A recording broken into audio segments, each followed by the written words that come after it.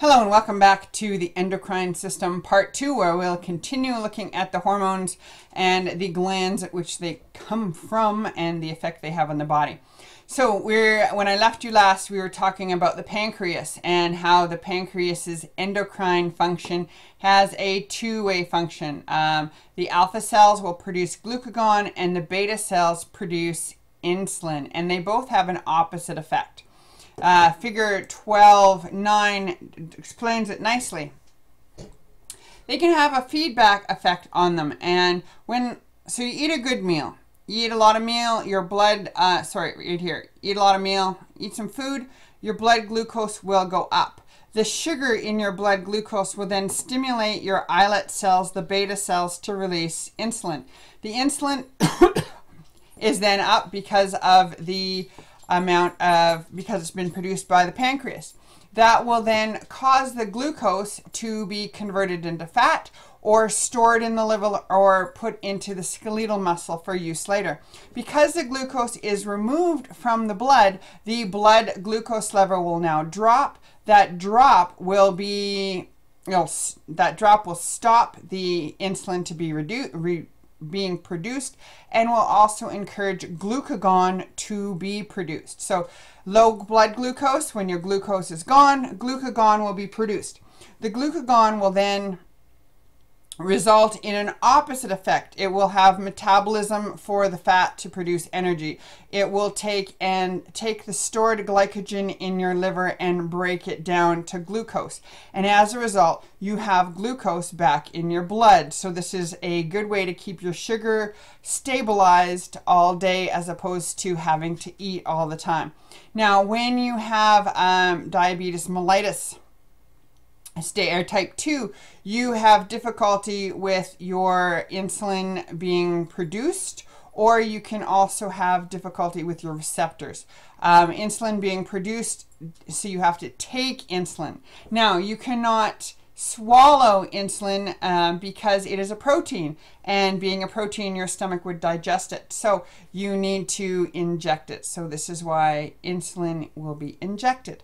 Okay, this is a negative feedback loop in the fact that if blood glucose levels are low, it will stop the stimulation on the islets to decrease, to stop releasing insulin, and therefore will stop the blood glucose from will stop taking glucose out of the blood and putting it into storage.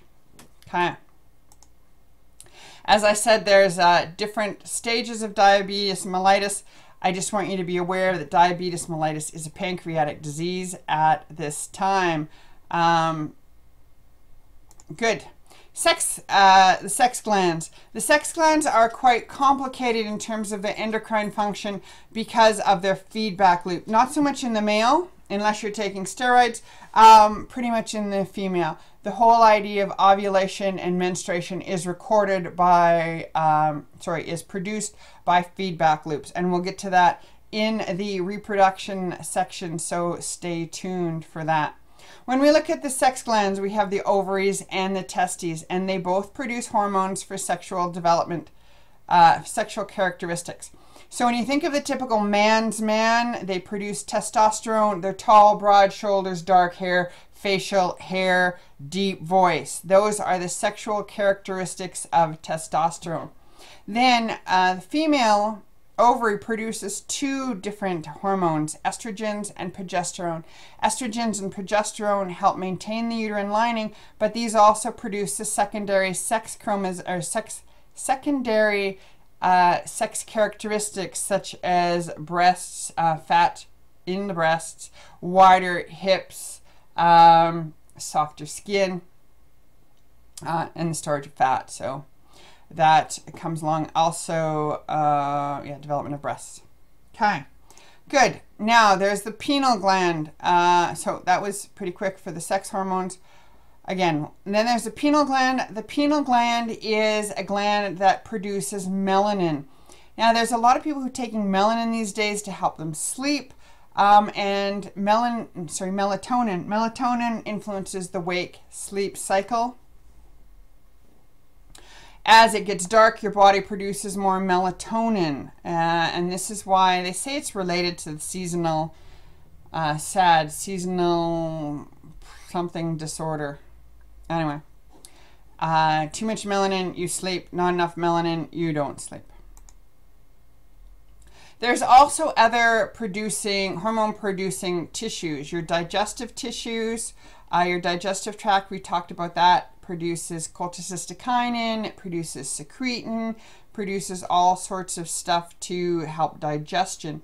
Then your kidney produces erythropoietin. Erythropoietin we talk about when we talk about blood cells, because erythropoietin will stimulate the production of blood cells.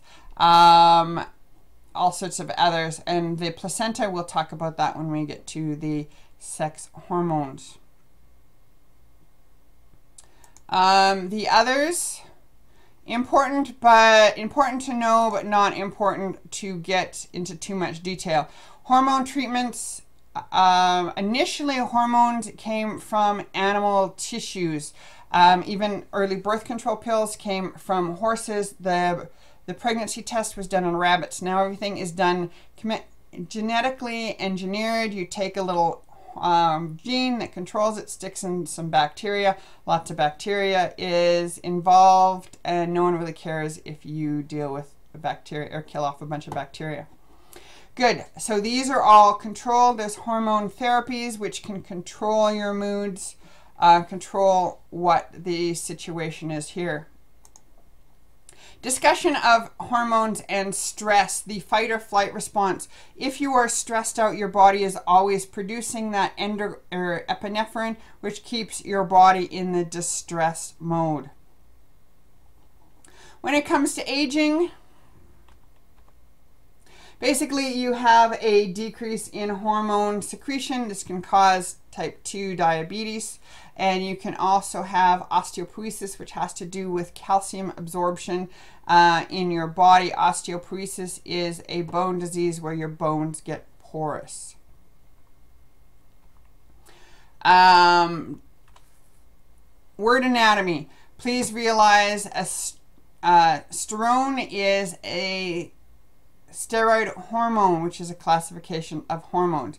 The word steroid isn't necessarily a sex hormone, but it is related to a classification of hormones.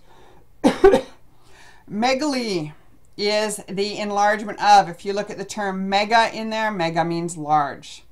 Nephro is a kidney word. Inso has to do with the islet in the pancreas. Glyco is a glucose word, and poiesis is making or forming. And that's it for chapter 12.